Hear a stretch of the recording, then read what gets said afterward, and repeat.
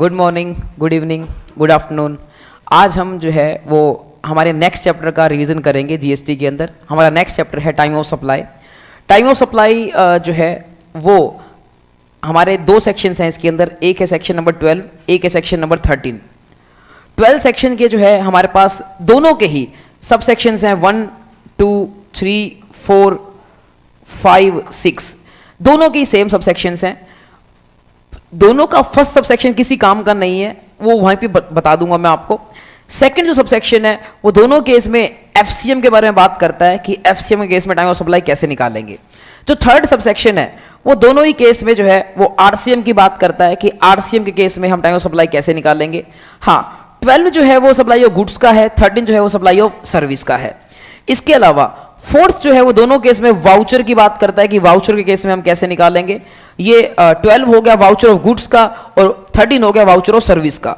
15 जो अपना 12 का 5 है वो हमारा टैक्स इवेडर के केस में है, टैक्स इवेडर के केस में, और ये जो है टैक्स इवेडर के केस में है। इसके अलावा 6 जो है वो आपका है इंटरेस्ट लेट फीस पेनल्टी वगैरह के केस में, ये इंटरेस्ट लेट फीस पेनल्टी वगैरह के केस में। तो मतलब मैंने आपको यहां एक ओवरव्यू दे दिया कि ओवरव्यू क्या है इस चैप्टर का। तो ओवरव्यू ये है कि आपके पास दो सेक्शन है, एक है 12, एक है 13। 12 में सारा टाइम ऑफ सप्लाई की बात कर रखी है किसके केस में, गुड्स के। 13 में किसके बारे में बात कर रखी है, सर्विस के केस में। उसके 2 से लेकर 6 तक है और उसके भी 2 से 6 तक है। जो पहला एफसीएम की बात करता है, फिर आरसीएम, फिर वाउचर और फिर टैक्स इवेडर और फिर इंटरेस्ट की बात करता है। इसके बाद आते हैं यहां पर पहला, जैसे कि मैंने आपको बताया किसी काम का नहीं है। पहले वाला सिर्फ ये बोलता है कि हम जो है टैक्स लायबिलिटी तब अराइज होती है किसी भी पर्सन की जब क्या होता है, टाइम ऑफ सप्लाई। तो टैक्स लायबिलिटी जो है वो अराइज होती है, arise at the time of supply, यानी कि जब तक टाइम ऑफ सप्लाई नहीं आता तब तक भी किसी भी पर्सन से आप टैक्स नहीं ले सकते। तो टाइम ऑफ सप्लाई का रेलेवेंस बताया है कि इसका रेलेवेंस क्या है। इसका रेलेवेंस यही है कि टाइम ऑफ सप्लाई से क्या डिटरमाइन होती है, टैक्स लायबिलिटी डिटरमाइन होती है। यानी कि मान लो किसी का टाइम ऑफ सप्लाई आता है अपना जो है 11 तारीख को, 11 मार्च को, तो उसका जीएसटी कब पे करना पड़ेगा। 11 मार्च को टाइम ऑफ सप्लाई है तो मार्च महीने में आ गए। अब इसका जीएसटी मार्च के बाद अगला महीना आएगा अप्रैल, उसकी 11 तारीख को R1 जाएगी और अपना जो है उसके 20 तारीख को, 20 अप्रैल को आपको जीएसटी पे करना पड़ेगा। तो टाइम ऑफ सप्लाई से आपकी लायबिलिटी जो है अराइज होती है और आपको अगले महीने की 11 तारीख को R1 भरनी पड़ती है और अपना 20 तारीख को 3B में टैक्स की पेमेंट करनी पड़ती है। इसके अलावा ये अपना 12 सेक्शन हो गया गुड्स के केस में। और पहले हम बात करते हैं 12(2). 12(2) जो है सारी बात करता है एफसीएम की, तो हमने यहां लिख रखा है एफसीएम की बात करता है। अब यहां पर जो है एफसीएम के केस में क्या है, earlier of the following dates. Earlier of the following dates का मतलब है 2 डेट में से जो है अर्लियर की हमें बात करनी है। तो यहां हम बात कर रहे थे एफसीएम के केस में। एफसीएम के केस में, गुड्स के केस में टाइम ऑफ सप्लाई क्या होता है, वो होता है earlier of the following dates. 2 date में से अर्लियर होता है। पहली डेट कौन सी है, पहली डेट है हमारे पास इशू ऑफ इनवॉइस की डेट और दूसरी डेट है last date on which he is required to issue invoice. तो 2 डेट में से अर्लियर होता है, एक होता है आपका इशू ऑफ इनवॉइस की डेट और दूसरी डेट होती है last date on which he is required to issue invoice. तो इन दोनों में से क्या कहते हैं, अपना अर्लियर होता है इशू ऑफ इनवॉइस और last date on which he is required to issue invoice. इनमें से अर्लियर होता है, यानी कि इनवॉइस की डेट जो भी होगी वो या फिर last date of issue of invoice जो होगी, उनमें से जो है अर्लियर आपका टाइम ऑफ सप्लाई निकलेगा। हाँ, अब गुड्स के केस में ये बी वाला पॉइंट जो है रेलेवेंट नहीं होता, पेमेंट की डेट रेलेवेंट नहीं होती, ना ही ये रेलेवेंट होता है, इसको आप हटा सकते हैं। और ना ही ये जो है क्या कहते हैं अपना पहला ये रेलेवेंट होता है और ना ही ये रेलेवेंट होता है। गुड्स के केस में इनमें से कुछ भी रेलेवेंट नहीं होता। अब हमारे लिए मेन क्वेश्चन ये आता है कि what is the last date on which he is required to issue invoice. तो इशू ऑफ इनवॉइस की लास्ट डेट क्या है वो हमें देखना है। तो वो हमें कहां से देखने को मिलेगा, सेक्शन नंबर 31 से देखने को मिलेगा। तो 12(2) में बताता है time of supply in case of goods. 12(2) में बताता है time of supply in case of goods. Time of supply in case of goods कौन बताता है, 12(2). 12(2) बताता है time of supply in case of goods, वो भी एफसीएम के केस में। और उसका जो क्या कहते हैं सेक्शन नंबर 31 है वो हमें क्या बताता है, वो बताता है कि last date of issue of invoice क्या है। तो देखो last date of issue invoice क्या है, रजिस्टर्ड पर्सन, सिर्फ जो रजिस्टर्ड होता है जीएसटी के अंदर उसी को इनवॉइस इशू कर सकता है और कोई इनवॉइस इशू नहीं कर सकता। इसके अलावा वो जो है अपना टैक्सेबल, हाँ, अगर टैक्सेबल गुड सप्लाई करता होगा तभी इनवॉइस इशू कर सकता है। अगर वो एग्जम्प्ट गुड सप्लाई करता है तो बिलो सप्लाई इशू करना पड़ता है। उस केस में जो है अपना टैक्सेबल गुड्स, टैक्सेबल चीजें इशू कर अपना बेचेगा तभी वो अपना इनवॉइस बना सकता है। इनवॉइस बनाना कब होता है, बिफोर और at the time of. Invoice कब बनाना होता है? बिफोर और at the time of removal. जब भी गुड्स रिमूव की जाती हैं डिलीवरी करने के लिए तब बनाना पड़ता है, या फिर जब डिलीवरी की जाती है तब बनाना पड़ता है। अब इसमें ए और बी पॉइंट में क्या फर्क है? अगर गुड्स में मूवमेंट हो, गुड्स में मूवमेंट का मतलब क्या होता है? गुड्स में मूवमेंट का मतलब होता है कि सामान एक जगह से दूसरी जगह तक लेकर जाना है, चाहे सप्लायर लेकर जाए चाहे रेसिपिएंट लेकर जाए, फर्क नहीं पड़ता। अगर सामान एक जगह से दूसरी जगह तक लेकर जाना है, मूवमेंट है, तो उस केस में इनवॉइस कब बनेगा? मूवमेंट शुरू होने से पहले, रिमूवल से पहले। और अगर सामान लेकर नहीं जाना, अदर केस होता है डीम डिलीवरी का, जैसे कि हमने गाड़ी की चाबी आपको पकड़ा दी, फ्लैट की चाबी आपको पकड़ा दी, उस केस में जो है आपका क्या होता है, जो डिलीवरी जब होती है तभी आपको क्या बनाना पड़ता है? इनवॉइस, या फिर मेकिंग अवेलेबल इसको बोल सकते हैं। जब भी आपने उसको चाबी पकड़ाई उससे पहले पहले आपको क्या बनाना पड़ेगा? इनवॉइस बनाना पड़ेगा। तो बात क्या आती है? बात ये आती है 12(2) बोलता है एफसीएम का इनवॉइस और last date of issue of invoice पे क्या बनेगा? Time of supply whichever is earlier. Last date of issue of invoice क्या होती है? जो कि इनवॉइस बनता है रजिस्टर्ड पर्सन बनाता है टैक्सेबल सप्लाई के टाइम पे। अगर मूवमेंट होती है तो कब बनाता है? रिमूवल के टाइम पे। और अगर मूवमेंट नहीं होती तो कब बनाता है? डिलीवरी के टाइम पे। आगे चलते हैं। जो इनवॉइस बनाता है, लिख रखा है इनवॉइस जो भी बनाता है उसमें डिस्क्रिप्शन, क्वांटिटी, वैल्यू, ये सारी चीजें लिखी होती हैं, साथ में टैक्स भी लिखा होता है। डिस्क्रिप्शन जो है गुड्स का, quantity of goods, value of goods, ये सब जो है लिखना जरूरी है। इसके अलावा ये जो पॉइंट्स है मैं आपको ये यहां नहीं कराऊंगा, ये आपको कराऊंगा आगे किसी चैप्टर के अंदर आएंगे, इनवॉइस चैप्टर में तब करवाऊंगा, ये भी आपको वहां करवाऊंगा। और यहां मैंने आपको बता ही दिया कि भाई अपना ये नोटिफिकेशन नंबर है जिसने गुड्स के केस में पेमेंट की डेट को इरेलेवेंट कर दिया है। ये नोटिफिकेशन है जिसने गुड्स के केस में, एफसीएम के केस में पेमेंट की डेट को इरेलेवेंट कर दिया है। हाँ, आरसीएम के केस में तो जो है क्या कहते हैं, पेमेंट की डेट रेलेवेंट है, बट एफसीएम के केस में पेमेंट की डेट रेलेवेंट नहीं है। ठीक है, ये बात हो गई आपकी। इसके अलावा जो है क्या कहते हैं, अपना ये पढ़ने की कोई भी जरूरत नहीं है। और अब सीधा आ जाते हैं अपना, ये हमारा टॉपिक हो चुका और ये भी हो गया, ये पढ़ने की कोई भी जरूरत नहीं है। सीधा अपन जो है वो आ जाते हैं आगे, ये भी कोई जरूरत नहीं है पढ़ने की, ये भी कोई जरूरत नहीं है पढ़ने की। सीधा आ जाते हैं आपका आरसीएम के केस में। तो टाइम ऑफ सप्लाई अब किसके केस में निकालना है? आरसीएम। अब आ गया 12 नंबर, 12 का 2 हो गया, 12 का किस पे आ गए? 3। 12 के 3 है आरसीएम। आरसीएम के केस में, आरसीएम किसका? गुड्स का। गुड्स का आरसीएम वैसे अपने सिलेबस में नहीं है, पता है आपको कि आरसीएम किस किस के ऊपर लगता है, कौन कौन सी गुड्स के ऊपर, ये सिलेबस में नहीं है। बट जैसे बीडी लीव्स पे लगता है, काजू खरीदने पे लगता है, वो सिलेबस में नहीं है, बट इनका टाइम ऑफ सप्लाई सिलेबस में है। तो क्वेश्चन आ सकता है जिसमें लिखा रखा होगा कि भाई आपको टाइम ऑफ सप्लाई निकालना है कोई गुड्स का जो किस में कवर्ड होती हैं? आरसीएम में। तो उस केस में टाइम ऑफ सप्लाई कैसे निकालते हैं? 4 डेट्स में से अर्लियर। कितनी डेट में से अर्लियर? 4। देखो लिखा रखा है आपका earliest of the following dates, 4 date में से अर्लियर।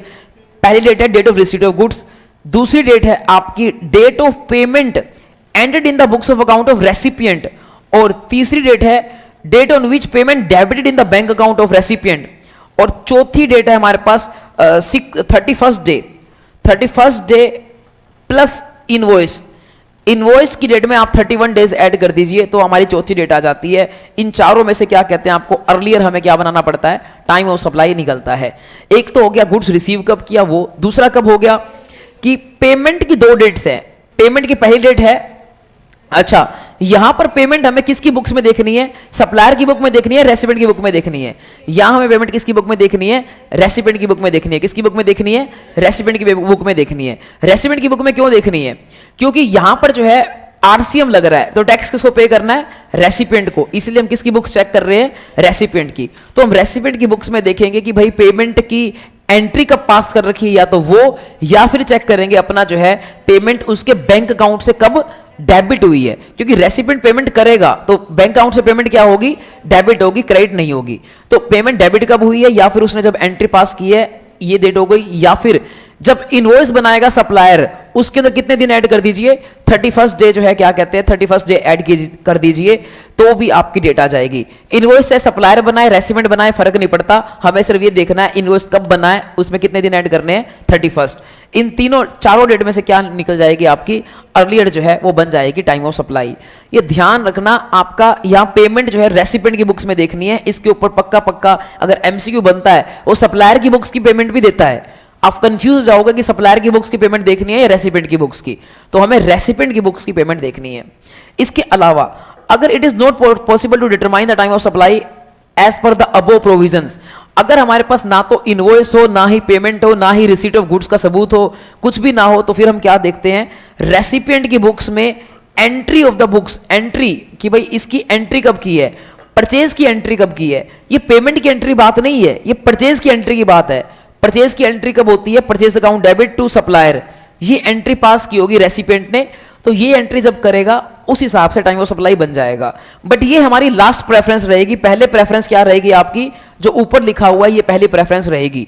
अगर उन तरीकों से नहीं निकाल पाते तो सेकंड प्रेफरेंस क्या है, रेसिपिएंट की बुक्स में क्या देख सकते हो आप, एंट्री देख सकते हो। इसके बाद चलते हैं अपना, ये भी हमारा पास हो गया है, और अब आते हैं अपना सर्विसेज के केस में एफसीएम। सर हमारा 12-2 हो गया, 12-2 हो गया, 12-3 हो गया। चलो एक काम करता हूं मैं 12 पहले क्या करवा देता हूं आपको, सर्विस, ये सर्विस के केस में बाद में कराऊंगा, पहले आपको करवा देता हूं 12-4। 12-4 किस चीज का था, वाउचर का। तो पहले आपको क्या करा देता हूं, वाउचर। तो पहले आपको वाउचर करा देता हूं, फिर ये बाद में कराऊंगा। तो ये आ जाते हैं वाउचर, जो कि है आपका ये रहा वाउचर है हमारे पास, पेज नंबर 18 है, इस पे वाउचर है। तो वाउचर के केस में क्या होता है, वाउचर के केस में क्या होता है, और वो गुड्स के वाउचर की बात हो रही है। पहले हम 12-4 की बात कर रहे हैं, 12-4 और 13-4 सेम है, तो इसीलिए जो है क्या कहते हैं, जो वाउचर मैं सिखाऊंगा गुड्स का, वही वाउचर किसके ऊपर अप्लाई होगा, सर्विस का। तो वाउचर के केस में टाइम ऑफ सप्लाई कैसे निकालते हैं, वाउचर के केस में हम टाइम ऑफ सप्लाई निकालते हैं, सिर्फ दो बातें हैं। अगर वाउचर है आइडेंटिफाइबल, तो उस केस में जो है क्या कहते हैं, उसका टाइम ऑफ सप्लाई निकलेगा जब वाउचर की इश्यू की डेट थी वो। और अगर वाउचर क्या है, नॉन आइडेंटिफाइबल, तो उसका टाइम ऑफ सप्लाई कब निकलेगा, जब वाउचर की रिडम्पशन की डेट थी वो। तो इश्यू ऑफ वाउचर के केस में जो है अगर आइडेंटिफाइबल है तो इश्यू ऑफ वाउचर निकलेगा उसका टाइम ऑफ सप्लाई, और अगर वाउचर आइडेंटिफाइबल नहीं है अदर केसेस, तो रिडम्पशन ऑफ वाउचर निकलेगा उसका टाइम ऑफ सप्लाई। तो वाउचर के केस में जो है टाइम ऑफ सप्लाई क्या कहते हैं, अपने पास सिर्फ दो ही बातें ध्यान रखनी है, क्या, या तो इश्यू ऑफ वाउचर या रिडम्पशन ऑफ वाउचर। अगर वाउचर आइडेंटिफाइबल है, आइडेंटिफाइबल का मतलब क्या होता है, पहले समझो वाउचर का मतलब क्या होता है। वाउचर का मतलब है कि भाई मैंने कोई शॉपिंग की 10,000 रुपए की, बंदे ने बोला कि 10,000 की शॉपिंग के बदले में आपको 2,000 का गिफ्ट वाउचर मिलता है, तो मेरे को 2,000 का गिफ्ट वाउचर मिला। अब वो गिफ्ट वाउचर जिस दिन इश्यू किया उस दिन उसके ऊपर टैक्स लगेगा, या गिफ्ट वाउचर जब मैं रिडीम करने जाऊंगा उस दिन उस पर टैक्स लगेगा। इट डिपेंड्स कि अगर गिफ्ट वाउचर के बदले में फिक्स है कि बदले में शर्ट मिलनी है, तो हमें पता है कि भाई शर्ट ही मिलनी है, तो आइडेंटिफाइबल वाउचर है, उस केस में तो इसके ऊपर टैक्स कब लगेगा, इशू के टाइम पे। और अगर क्या कहते हैं, पता नहीं है कि 2,000 के बदले में कुछ भी ले सकते हो आप, आकर कुछ भी खरीद सकते हो, तो उस केस में जो है क्या कहते हैं, वाउचर के ऊपर टैक्स कब लगेगा, जब बंदा खरीदने वापस आएगा। मैं आज 2,000 का वाउचर लेकर चला गया, जब मैं उसको रिडीम करवाने वापस आऊंगा आज से कई दिनों बाद, तब जाके जो है क्या कहते हैं उसके ऊपर क्या लगेगा, टैक्स। तो वाउचर अगर क्या है आइडेंटिफाइबल, तो टैक्स कब लगेगा, इशू के टाइम पे। और वाउचर क्या है नॉन आइडेंटिफाइबल, तो टैक्स कब लगेगा, रिडम्पशन के टाइम पे। इसके बाद ये हो गया आपका 12-4 और 13-4। ये गुड्स का वाउचर भी हो सकता है, सर्विस का वाउचर भी हो सकता है। सर्विस के वाउचर में 13-4 लगेगा, बातें लगभग क्या हैं, सेम है। इसके बाद आते हैं सीधा 12-5 13-5। ये जो है लगता है आपका किस केस में, ये लगता है आपका टैक्स इवेडर। टैक्स इवेडर का मतलब है जो आराम से रिटर्न फाइल नहीं कर रहा होता, जो अपना टैक्स पे नहीं कर रहा होता, हो सकता है उसके पास रजिस्ट्रेशन भी ना हो, तो ऑफिसर उसके पास जाकर रेड करेगा और उसको जो है क्या कहते हैं नोटिस देगा और बोलेगा कि तेरे को सारा टैक्स भरना पड़ेगा। तो उस केस में क्या होगा, अगर उसको रिटर्न फाइल करनी जरूरी थी, where periodical return has to be filed, यानी कि वो रजिस्टर्ड पर्सन था, रिटर्न फाइल करनी चाहिए थी, उसने करी नहीं, तो उस केस में तो टाइम ऑफ सप्लाई कैसे निकालेंगे, जो भी रिटर्न फाइलिंग की डेट्स थी, जो ड्यू डेट्स थी वहां निकालेंगे, date on which return is to be filed, यानी कि जो ड्यू डेट्स थी रिटर्न फाइलिंग की वहां निकालेंगे टाइम ऑफ सप्लाई। मान लेते हैं पिछले 2 साल से रिटर्न फाइल नहीं की, 2 साल से टैक्स नहीं पे किया, तो टाइम ऑफ सप्लाई कैसे निकालोगे, तो जो डेट्स थी रिटर्न फाइल करने की, ड्यू डेट्स थी, वो उनका क्या बन जाएगा, टाइम ऑफ सप्लाई। और अगर रिटर्न फाइल नहीं करनी थी, वो अपना रजिस्टर्ड नहीं था, उस केस में जो है फिर क्या कहते हैं, ऑफिसर डेट बताएगा where tax is paid. Officer कहेगा इस दिन को टैक्स जमा करा दे, उस दिन आपको क्या करना पड़ेगा, टैक्स जमा कराना पड़ेगा, वही आपका क्या बन जाएगा, टाइम ऑफ सप्लाई बन जाएगा। तो ये तो आसान सा केस है टैक्स इवेडर का, ये चाहे केस हो गुड्स का या ये केस हो सर्विस का, एक ही बात आती है। अब अगला जो है क्या कहते हैं, अपना पॉइंट आता है जो कि है ये अपना 12-6 और 13-6। ये आता है अपना जो है किस केस में, इंटरेस्ट। ये लगता है इंटरेस्ट, लेट फीस या पेनल्टी के केस में। इंटरेस्ट 2 टाइप के होते हैं, एक इंटरेस्ट होता है आपका बैंक डिपॉजिट पे या आपके लोन पे। वो सारा इंटरेस्ट क्या रहता है, एग्जाम्प्ट, उसके ऊपर कोई जीएसटी नहीं लगता। दूसरा इंटरेस्ट क्या होता है, लेट कंसिडरेशन पे। लेट कंसिडरेशन का इंटरेस्ट का मतलब क्या होता है, मैंने बोला कि अगर आप कंसिडरेशन दे दोगे मेरे को, अपना जो है 1 लाख रुपए का कंसिडरेशन है, अगर वो मेरे को कंसिडरेशन दे दोगे आप, जैसे मैंने लास्ट डेट बताई थी 31 मार्च, 31 मार्च तक तूने पैसे दे दिए, कितने रुपए लगेंगे तेरे को, 1 लाख रुपए देने हैं। लेकिन तू 31 मार्च से जितना लेट होगा मैं अपना क्या चार्ज करूंगा, लेट फीस चार्ज करूंगा। तो मान लेते हैं आप 31 मार्च से क्या कहते हैं 10 दिन लेट हो गए, तो मैंने 1000 रुपए चार्ज कर लिए। अब बात आती है जो 1 लाख रुपए ओरिजिनल थे उसके ऊपर तो जीएसटी कब लगेगा, इनवॉइस और last date of issue of invoice पे। लेकिन जो 1000 रुपए हमने क्या ऐड किए हैं इंटरेस्ट के, उसके ऊपर जीएसटी जो है वो लगेगा किसके ऊपर, उसके ऊपर जीएसटी लगेगा कब, जब वो 1000 रुपए क्या होते हैं, रिसीव होते हैं, तब लगेगा। यहां पर पेमेंट बेसिस पे आपका जो है जीएसटी लगेगा। एक और बात आती है, जो ये लेट फीस है ये हमेशा वैल्यू ऑफ सप्लाई में क्या होता है, ऐड होता है। क्यों होता है ये वैल्यू ऑफ सप्लाई में ऐड, क्योंकि जो है ये जो हमारा लेट फीस है, गवर्नमेंट कहती है कि ये एक कंपोजिट सप्लाई बन गई, आपने गुड्स बेचे, गुड्स का पेमेंट लेट रिसीव किया, ये कंपोजिट सप्लाई बन गई, तो इसको वैल्यू ऑफ सप्लाई में ऐड करना है, इसके ऊपर जीएसटी भी लगेगा। लेकिन अगर वो इंटरेस्ट कौन से वाला होता, बैंक वाला, उसके ऊपर कोई भी जीएसटी ना लगता, वो एग्जम्प्ट में आता है। तो अगर आपका इंटरेस्ट लेट फीस वाला है तो उसके ऊपर जीएसटी भी लगेगा, बट लगेगा कब, इनवॉइस के टाइम पे नहीं लगेगा, last date of issue of invoice पे भी नहीं लगेगा, वो किसके टाइम पे लगेगा, पेमेंट के टाइम पे लगेगा। और मोस्ट ऑफ द टाइम इस इंटरेस्ट को हम क्या मानते हैं, इंक्लूडिंग जीएसटी, इंक्लूडिंग जीएसटी मानते हैं। तो 1000 रुपए के अंदर हम मान के चलेंगे कि जीएसटी पहले क्या है, इंक्लूडिंग। तो उस केस में क्या होगा, मान लो गुड्स का रेट था 12%, तो इस 1000 रुपए के अंदर हम मान के चलेंगे 12% जीएसटी क्या है, एडिट। तो इसको किससे डिवाइड करेंगे, 112% से। तो वैल्यू एक्सक्लूडिंग अपना जीएसटी कैसे निकल आएगी, 1000 डिवाइड बाय 112%। तो ये हो गया कि लेट फीस पेनल्टी वगैरह जो होता है इसके ऊपर जो टैक्स लगता है, जीएसटी लगता है, इसका जो अपना टाइम ऑफ सप्लाई है वो कैसे निकाला जाता है, इसका टाइम ऑफ सप्लाई निकाला जाता है व्हेन सप्लायर रिसीव, जब भी ये क्या होता है, रिसीव होता है। ये जो है क्या कहते हैं अपने पास, इसका टाइम ऑफ सप्लाई ऐसे निकाला जाता है जब ये कब क्या होता है, रिसीव होता है। अगली बात ये आती है कि भाई चाहे सर्विस के केस में हो चाहे गुड्स के केस में सेम तरीके से निकाला जाता है। अब जो है क्या कहते हैं अपने पास ये सारी बातें हो चुकी हैं कंप्लीट, और अब हमें हमारे पास क्या बच गया है, ये हमारा सेक्शन नंबर कौन सा हो गया, 12।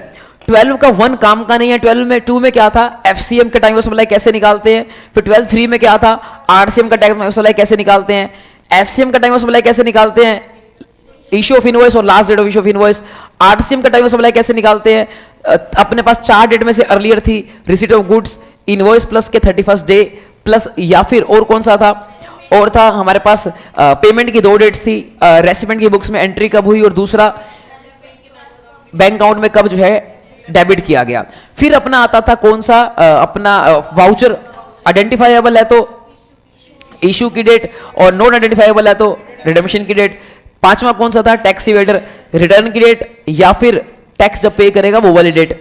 इसके बाद लास्ट था late fees, receipt of payment की डेट। सेम बातें कॉपी पेस्ट हो जाती हैं 13 के अंदर। 13 का 1 भी किसी काम का नहीं है, 13 का 2 थोड़ा सा अलग है वो करवाऊंगा, 13 का 3 थोड़ा सा अलग है वो करवाऊंगा, बाकी ये सारे क्या हैं आपके सेम है। जो 13 का 3 है आरसीएम, ये थोड़ा सा अलग है, पहले ये करा देता हूं। तो 13 का 3 देखो हमने कहां लिख रखा है, इस पूरी की पूरी बुक के अंदर अपने कहीं ना कहीं लिख रखा होगा। एक बार शुरू से आते हैं इस चैप्टर के अंदर। तो इस चैप्टर में अगर शुरू से आएंगे तो देखो ये आ गया आपका 13 का 3, 13 का 2 आ गया। पहले 13 का 2 नहीं करेंगे, पहले 13 का 3 करेंगे, वो आसान है।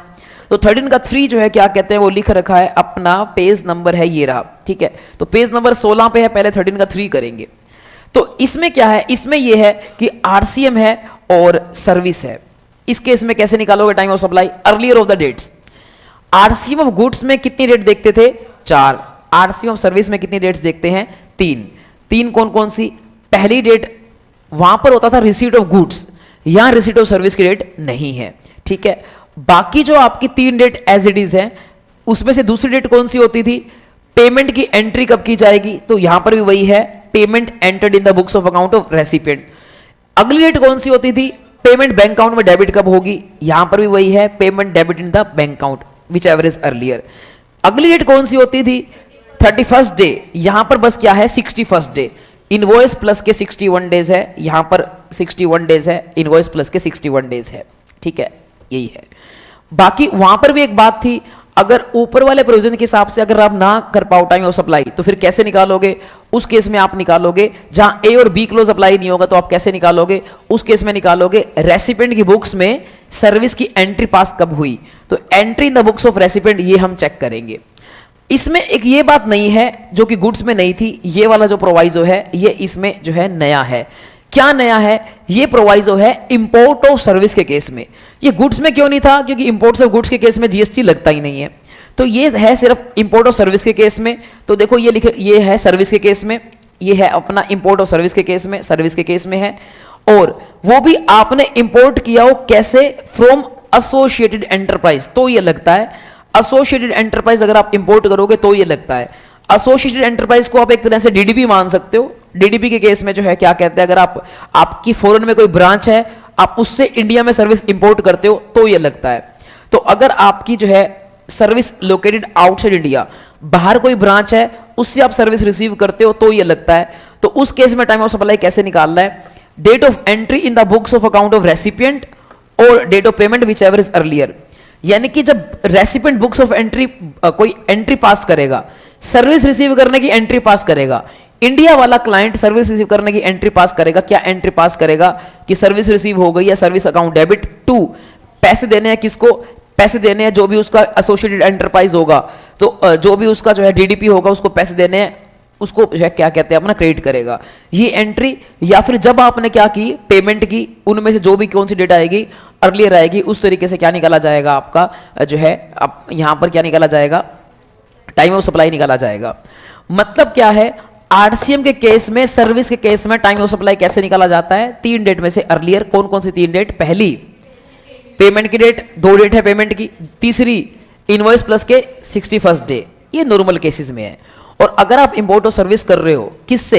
एसोसिएटेड एंटरप्राइज से, उस केस में कैसे निकाला जाता है? उस केस में कैसे निकाला जाता है? उस केस में कैसे निकाला जाता है? Date of entry in the books of account of recipient और date of payment whichever is earlier. आगे चलते हैं। इसके बाद ये होने के बाद अब जो है क्या कहते हैं, अपने पास बाकी कुछ पढ़ने की जरूरत है नहीं, सिर्फ बचाता है आपका क्या? FCM in case of goods services. Services case में एफसीएम जो है बच जाता है, बाकी कुछ भी नहीं बचता। तो सर्विसेज के केस में एफसीएम के लिए ये वाला चार्ट आपको करना है, सीधी सी बात, और आपका चैप्टर हो जाएगा खत्म। FCM in case of services के केस में क्या होता है? FCM in case of services के केस में क्या होता है? 2 बातें होती हैं। अगर आपका इनवॉइस टाइम पे बनाया है उसने, तो इनवॉइस की डेट और फिर पेमेंट की डेट विच एवरेज अर्लियर देखते हैं। और अगर उसने इनवॉइस टाइम पे नहीं बनाया तो फिर जब उसने सर्विस प्रोवाइड की थी वो डेट और पेमेंट की डेट विच एवरेज अर्लियर देखते हैं। तो यानी कि अगर इनवॉइस आपने टाइम पे बनाया है तो इनवॉइस की डेट और पेमेंट की डेट विच एवरेज अर्लियर, इनवॉइस टाइम पे नहीं बनाया तो इनवॉइस की डेट तो प्रोविजन की डेट और पेमेंट की डेट विच एवरेज अर्लियर। इनवॉइस की डेट और पेमेंट की डेट। अब बात करते हैं पेमेंट की कितनी डेट्स होती हैं? 2। पेमेंट की 2 डेट्स कौन सी होती हैं? एक तो डेट होती है, अब यहां हमें किसके एंगल से देखना है? सप्लायर के एंगल से। सप्लायर के एंगल से क्यों देखना है? क्योंकि यहां हम जो है किसकी बात करने वाले हैं? यहां हम बात करने वाले हैं किसकी बात करने वाले हैं? एफसीएम की। हम किसकी बात करने वाले हैं? एफसीएम की। तो जब हम एफसीएम की बात करेंगे, तो यहां पर किसकी बात करेंगे? फिर हम सप्लायर के एंगल से देखेंगे। तो सप्लायर के पास पेमेंट क्या होती है? क्रेडिट। सप्लायर के पास पेमेंट क्या होती है? क्रेडिट। तो एक तो हम देखेंगे उसके बैंक अकाउंट में जो है क्रेडिट कब हुई, ये सप्लाई नहीं आएगा, यहां पे आएगा सप्लायर। तो सप्लायर के बैंक अकाउंट में कब क्रेडिट हुई, एक तो ये देखेंगे। और दूसरा, सप्लायर ने पेमेंट की एंट्री कब पास की अपने बुक्स ऑफ अकाउंट में, वो क्या एंट्री पास करेगा? वो एंट्री पास करेगा कैश या bank account debit to recipient. तो ये जब एंट्री पास करेगा तब जो है हम देखेंगे।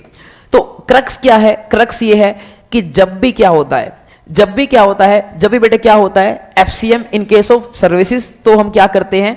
हम चेक करते हैं कि क्या भाई अपना इनवॉइस इशूड ऑन टाइम है या नहीं। टाइम पे है तो क्या करेंगे? इनवॉइस पेमेंट की 2 डेट्स में से अर्लियर देखेंगे। पेमेंट की 2 डेट कौन सी है? सप्लायर की बुक में देखनी है। एक तो क्या देखनी है? एंट्री, और दूसरी क्या देखनी है? पेमेंट जो है क्या कहते हैं? क्रेडिट हुई है। और वहां पर चलेंगे तो क्या होगा?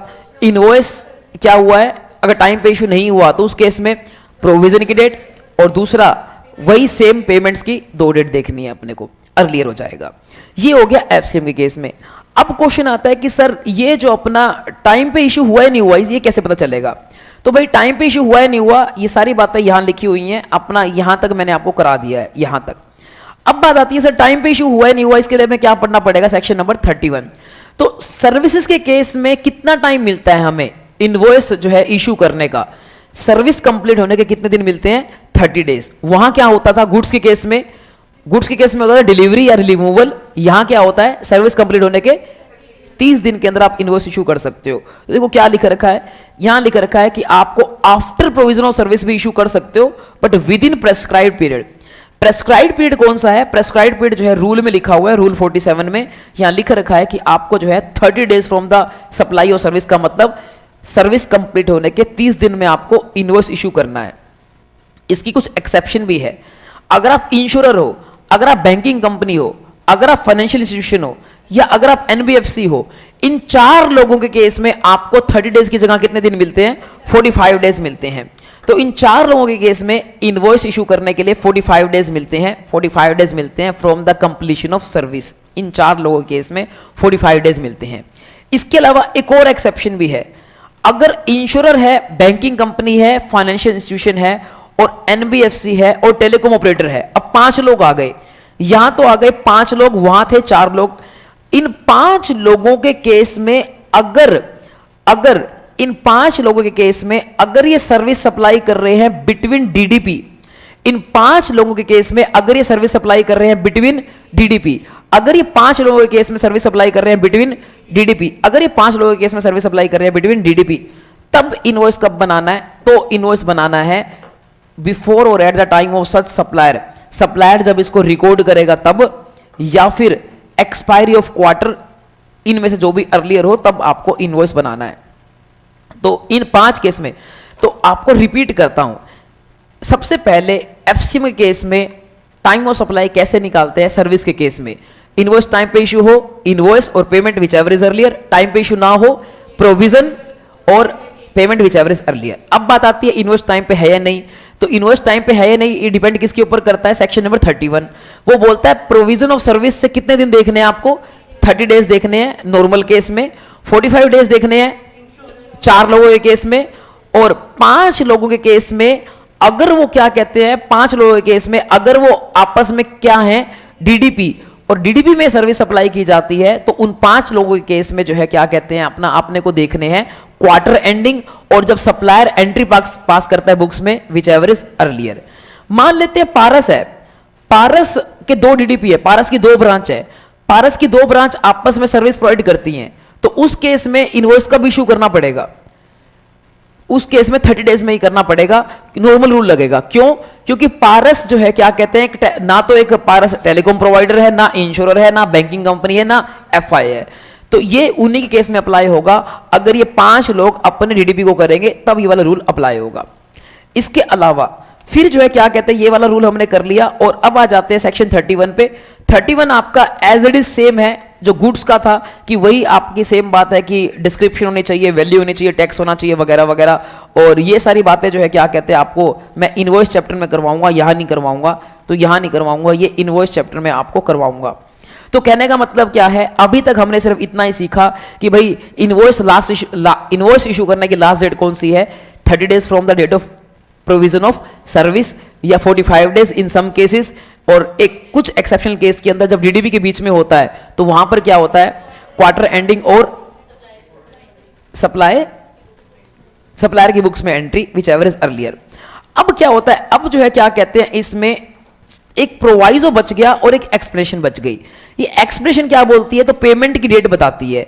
ये तो काम की है नहीं, मैंने ऑलरेडी करा दी है कि पेमेंट की 2 डेट हो सकती हैं, सप्लायर की बुक्स में पेमेंट की एंट्री या उसके बैंक अकाउंट में पेमेंट क्रेडिट होना। ये बात तो हो गई। फर्स्ट पॉइंट क्या बोलता है, फर्स्ट पॉइंट बोलता है कि अगर मान लेते हैं आपकी 1 लाख की सप्लाई है, 1 लाख की सप्लाई का पैसा आपको 2 टुकड़ों में मिलता है। 1 लाख की सप्लाई का पैसा 60,000 पहले मिलते हैं, 40 बाद में मिलते हैं, तो आपको दोनों का टाइम सप्लाई कैसे निकालना पड़ेगा, अलग अलग निकालना पड़ेगा। पहले 60,000 का टाइम सप्लाई आप अलग निकालोगे, कैसे निकालोगे, वही पेमेंट और invoice which ever is earlier करके, या पेमेंट और provision which ever is earlier करके। बाद वाले का टाइम ऑफ सप्लाई कैसे निकालोगे, फिर से दोबारा पेमेंट और इनवॉइस अर्लियर या पेमेंट और प्रोविजन अर्लियर। तो बस इन दोनों में क्या हो जाएगी, पेमेंट की डेट चेंज हो जाएगी। पहले 60,000 वालों के लिए पेमेंट की डेट अलग थी, बाद के 40,000 वालों की पेमेंट की डेट अलग थी। तो यानी कि अगर आपको पेमेंट टुकड़ों में मिलती है तो आपको सबका टाइम ऑफ सप्लाई क्या निकालना पड़ेगा, अलग अलग निकालना पड़ेगा, ये बताता है ये एक्सप्लेनेशन। इसके अलावा ये प्रोवाइजो क्या बताता है, ये प्रोवाइजो बताता है कि अगर आपकी क्या होती है, अगर आपकी होती है एक्सेस पेमेंट, अगर आपकी क्या होती है एक्सेस पेमेंट, कितनी एक्सेस, अगर आपकी एक्सेस पेमेंट होती है up to 1,000 rupees. Excess payment का मतलब क्या होता है, excess is not equal to advance. आपने क्या कहते हैं एडवांस दिया, आपने कहा सर मैं सर्विस लेने बाद में आऊंगा, इस एडवांस का टाइम ऑफ सप्लाई बन जाएगा, क्योंकि पेमेंट की डेट अर्लियर होगी तो पेमेंट की डेट पे टाइम ऑफ सप्लाई बन जाएगा। लेकिन एक्सेस क्या होता है, एक्सेस होता है कि आपने पहले कोई सर्विस रिसीव की थी, आपने बोला कि सर वो जो सर्विस रिसीव की थी मान लो वो थी 500 रुपए की, आपके पास छुट्टे नहीं थे, आपने दे दिए 1,000 रुपए। तो आपके पास छुट्टे नहीं थे, आपने 1,000 रुपए दे दिए, या वो था 510 रुपए की सर्विस थी, आपके पास छुट्टे नहीं थे, आपने 1,000 रुपए दे दिए, 490 रुपए क्या दे दिए एक्स्ट्रा। आपने बोला 490 रुपए कब एडजस्ट कर लेना, अगली सर्विस में एडजस्ट कर लेना। अब बात आती है सर इन 490 रुपए का टाइम ऑफ सप्लाई कैसे निकलेगा। तो इन 490 रुपए का टाइम ऑफ सप्लाई निकालने के लिए सप्लायर के पास ऑप्शन है, चाहे तो 490 रुपए का टाइम ऑफ सप्लाई अभी निकाल सकता है पेमेंट के टाइम पे, यानी कि एडवांस के टाइम पे, या फिर चाहे तो वो क्या कर सकता है इस 490 रुपए का टाइम ऑफ सप्लाई अगली बार जब इन 490 रुपए के अगेंस्ट वो क्या सर्विस प्रोवाइड करेगा, वो सर्विस प्रोवाइड करेगा, उसका जब इनवॉइस बनेगा उसमें भी वो क्या कर सकता है एडजस्ट कर सकता है। तो कहने का मतलब क्या है कि जब भी एक्सेस पेमेंट होती है अप टू 1,000, अगर एक्सेस पेमेंट होती है अप टू 1,000, तो देखो क्या लिखा रखा है, अगर एक्सेस पेमेंट होती है अप टू 1,000 रुपीज की एक्सेस पेमेंट होती है तो उस केस में किसके पास ऑप्शन मिलता है, सप्लायर के पास ऑप्शन मिलता है कि वो क्या कर सकता है, उसका टाइम ऑफ सप्लाई निकाल सकता है, इश्यू ऑफ इनवॉइस जो बाद में किया जाएगा उस टाइम पे जो है इसका टाइम ऑफ सप्लाई निकाल सकता है। यानी कि जो एडवांस पेमेंट है उसके ऊपर टैक्स पे करने की जरूरत नहीं है, क्योंकि अमाउंट बहुत ही क्या है नॉमिनल है, 1,000 रुपए से क्या है कम है। ये वाला प्रोवाइजो गुड्स में इसलिए नहीं कराया था क्योंकि गुड्स के केस में पेमेंट की डेट क्या होती है, रेलेवेंट ही नहीं होती। गुड्स के केस में तो एडवांस हम देखते ही नहीं है, गुड्स के केस में हमेशा क्या देखा जाता है, इनवॉइस और last date of issue of invoice. इसी के साथ ये चैप्टर होता है खत्म।